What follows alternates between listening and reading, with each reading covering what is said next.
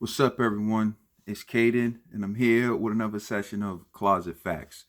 It's been days since Deontay Wilder got undressed, as Andre Ward said. And yes, he got undressed, left him exposed in that ring on February 22nd. And now, just a whole sea of excuses have surfaced. One, he's blaming the costume, said it was too heavy. I'm hearing excuses about the gloves Tyson Fury was wearing, and I'm hearing excuses about the referee. Look, man, the Wildettes are back, and they're back in full force with the delusions. And this is just sad. At this point, man, I really don't know what to do. You're grown men. Majority of you are grown men. And this is just sad. Like, this reminds me of the Boondocks episode when Riley was a fan of the rapper Gangstalicious. And he saw Gangstalicious do some things that wasn't really too gangster, right? And went back and told his brother and everyone, and he was done with Gangstalicious. Then Gangstalicious told him a lie, and then because his ego, because he invested so much energy in Gangstalicious, he bought the lie and then started participating in acts that made him look suspect. And then grown men started participating in acts that make them look suspect. And then you got grown men chest bumping each other a little bit too close, talking about do the homie, right? So from now on, when Deontay Wilder fans start feeding this nonsense, when they start talking about gloves, when they start talking about reps, when they start talking about costumes, just start saying, do the homie, do the homie, do the homie, do the homie. Listen, man, I can't with you. I can give Riley from the Boondocks a pass because he was a kid, but you are grown men. You guys are grown men doing the homie out here. For real. Grown men out here doing the homie. It's pathetic. So let me touch on a few things. For one, the costume he wore, who told him to wear it? Now, I don't even really want to dive into the costume because it's one of the most pathetic things I've heard in the history of boxing. Because he looked good until he got hit with that right hand. And now they say it's to the back of the head. Well, Deontay, did you see when Andy Ruiz landed that punch on Anthony Joshua? It was to the back of the head, right? But when Joshua lost, he took it like a man. He didn't make any excuses. When Fury waxed Deontay Wilder and got a draw, he took it like a man. He didn't complain. He made all the necessary changes to embarrass him on February 22nd. And Wilder in the build-up didn't believe him. He didn't believe him.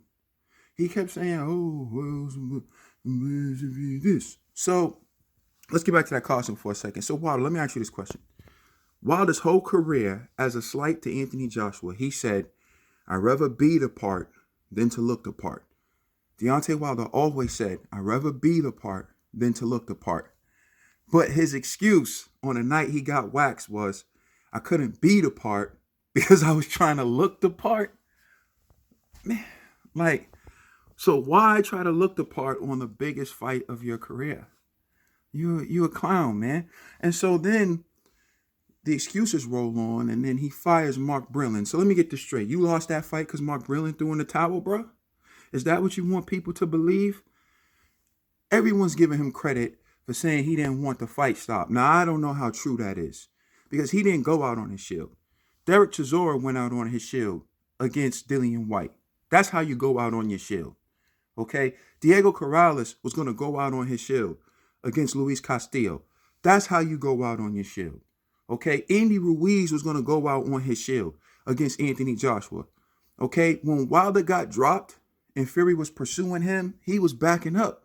He never made a final stand. And that's when my beef with this whole situation comes in. Wilder never made a final stand. So how can you get mad at Brillin? Wilder was literally a lamb waiting for the slaughter. Brillin saw what was happening and he stopped it. Brillin is a Olympic champion, gold medalist. Brillin was a champion in his own right. He's the only person in Deontay Wilder's corner with some boxing experience. And JD's? Are you kidding me? JD's is a fan. JD's believes in Wilder's right hand just as much as the Wildettes. But he landed it so many times in the second round when he had his legs, like he claimed. Because of his claim, he had his legs in the second round. So cool. At the time you had your legs, you landed your right hand several times and it didn't work. So it was going to work when you didn't have him? Brillin saved you, bro. And in return, you fired him, right? The guy who came out to everything black, although he got everything black except his advisor and his trainer. Come on, man, you a clown. And you wonder why people don't respect you. This is why people don't respect the Wildettes and Deontay Wilder. When Fury got the draw, he was a man about it, although he really won. When Anthony Joshua lost to Andy Ruiz, he was a man about it. That's why they were able to overcome that, because they were realistic. They made the necessary changes. That's why they were able to bounce back. No, what's Deontay Wilder do? He's looking for excuses, but no one's buying those excuses. Next time Deontay Wilder says they got to be perfect for 36 minutes, I only got to be perfect for 2 seconds, people are going to have a rebuttal. They're going to be like, yeah, me too. I only got to be perfect for 2 seconds, right? So the next time he says, when I say what I'm going to do, when have I never done it? People are going to be like, February 22nd. Everyone's going to be braver with Deontay Wilder. His sparring partners are going to be braver. His sparring partners are going to take more chances with him. Hell, Malik Scott has already told him to shut the hell up a few times since he got waxed. Like, don't make me do you like Fury did. If y'all see Menace to Society when Kane whooped old boy, and then his boy was watching a boxing match on TV, and he was mad about it. He was like, "Yeah, this Kane on TV whooping your behind. Yeah, this Kane on TV whooping your behind. That's what the people gonna be doing to Wilder. They're already doing that to Wilder. Look, he's always came from the position of being the bully. Now in his press conferences, when he does that tough guy talk, nobody's listening. Nobody cares. Everybody wants a piece of him. Everybody wants a piece of him. Look at Jarrell Big Baby Miller's post since he lost. Look at Dillian White's post since he's lost.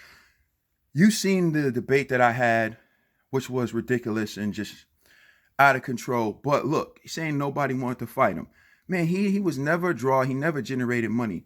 Joshua could get fights because he's a draw and he generates money. But I don't really like to argue with people. But here's the facts. Wilder never fought a good opponent. And when he did, he got slain. So you can take it how you want. But I was told I was crazy. Ring Magazine ranks Deontay Wilder 4th, behind Tyson Fury, Anthony Joshua, and Dillian White.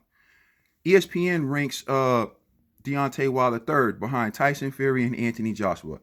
BoxRec ranks Deontay Wilder 5th, behind Anthony Joshua, Tyson Fury, Alexander Usyk, and Andy Ruiz. So for all this talk about rankings, people know the truth about Wilder. The truth is out there about Wilder. Look, I'm going to cut this short because I didn't want to spend too much time doing this or whatever. But here's the facts. Do the homie. Do the homie. Do the homie. Do the homie.